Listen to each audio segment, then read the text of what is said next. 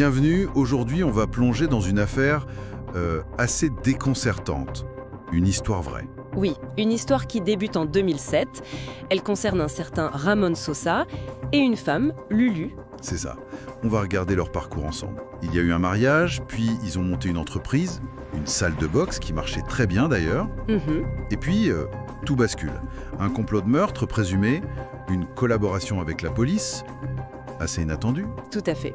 Notre objectif, c'est de décortiquer un peu tout ça, cette histoire de trahison, la stratégie mise en place. Alors commençons par le début. La rencontre, le mariage. Oui, donc Ramon et Lulu, ils se rencontrent en 2007, mariage assez simple apparemment, et très vite en fait, ils décident de s'associer professionnellement. La fameuse salle de boxe. Exactement, ils lancent cette salle de boxe ensemble. Et la source insiste bien là-dessus, ce n'était pas juste un petit projet, hein. Ça a eu un succès fulgurant. Ah oui. Très populaire, ça rapportait pas mal d'argent. Et ils géraient ça vraiment à deux. Lulu était très impliquée, d'après ce qu'on comprend. C'est souvent comme ça. De l'extérieur, on voit le succès, l'entreprise florissante. Tout semble parfait. Voilà. Et c'est ce qui rend la suite encore plus troublante. Ce succès apparent peut parfois cacher des tensions, ou même les amplifier, on ne sait pas trop. C'est clair. La réussite professionnelle ne garantit rien sur le plan personnel. Malheureusement, non. Et c'est donc après cette période plutôt faste que l'histoire prend un virage beaucoup plus sombre. Oui. D'après la source, Lulu aurait contacté un employé. Un employé de leur propre salle de sport. Et pas pour n'importe quoi. Non, pas du tout. Elle aurait commencé à poser des questions très spécifiques sur le meurtre sur commande. C'est le terme utilisé. Le meurtre se commande, c'est-à-dire payer quelqu'un pour tuer. C'est exactement ça. Elle se serait renseignée sur la faisabilité.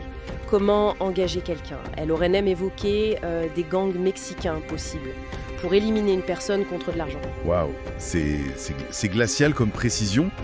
Qu'est-ce qui se passe ensuite? L'employé y réagit comment? Et c'est là qu'intervient un facteur clé, la loyauté. Cet employé, apparemment, il travaillait avec Ramon depuis longtemps.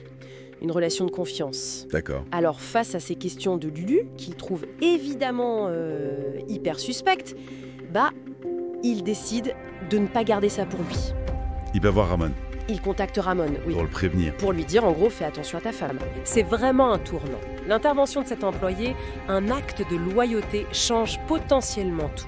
Sans lui... L'issue aurait pu être dramatique. Oui, ça montre bien comment une seule personne, une seule alerte, peut tout faire basculer. Tout à fait. Alors Ramon, face à cette information terrible, qu'est-ce qu'il fait? Il prend ça très au sérieux, évidemment. Il rassemble ce qu'il sait, les infos de l'employé, et il va voir la police, directement. Et il leur dit tout? Que sa femme voudrait le faire tuer? Oui, il expose la situation, ses soupçons, que sa propre femme chercherait à organiser son assassinat. Et la police, elle réagit comment? Parce que ça doit pas être simple comme situation. Non, c'est clair. Et leur réaction est assez particulière. Ils ne se contentent pas de prendre une déposition, quoi. Ah non. Non, ils décident de collaborer avec Ramon, très étroitement même.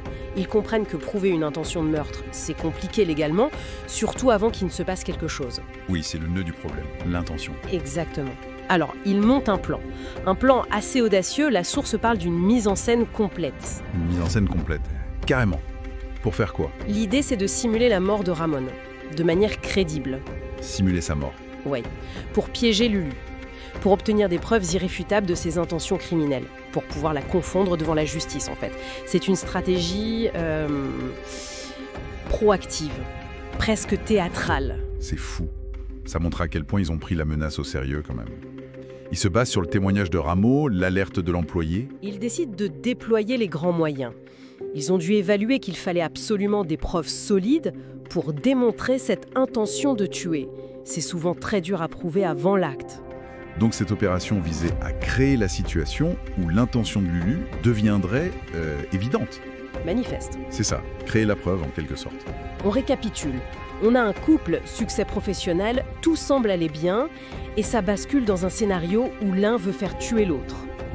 Un complot déjoué grâce à la loyauté d'un employé, et ensuite une opération de police assez spectaculaire qui simule la mort de la victime potentielle. C'est une trajectoire incroyable. Oui, et au-delà du côté dramatique, ça pose vraiment question sur la confiance. La confiance dans les relations les plus proches, sa fragilité potentielle. Oui, c'est clair. Et ça soulève aussi cette question des méthodes Pindettes. Jusqu'où les forces de l'ordre peuvent-elles aller pour prouver une intention criminelle? Comment on prouve un crime qui n'a pas encore eu lieu? C'est une vraie question de fond, effectivement. Comment matérialiser une volonté de nuire avant qu'elle ne passe à l'acte? Ça dépasse le simple fait divers. Tout à fait. Une réflexion à méditer.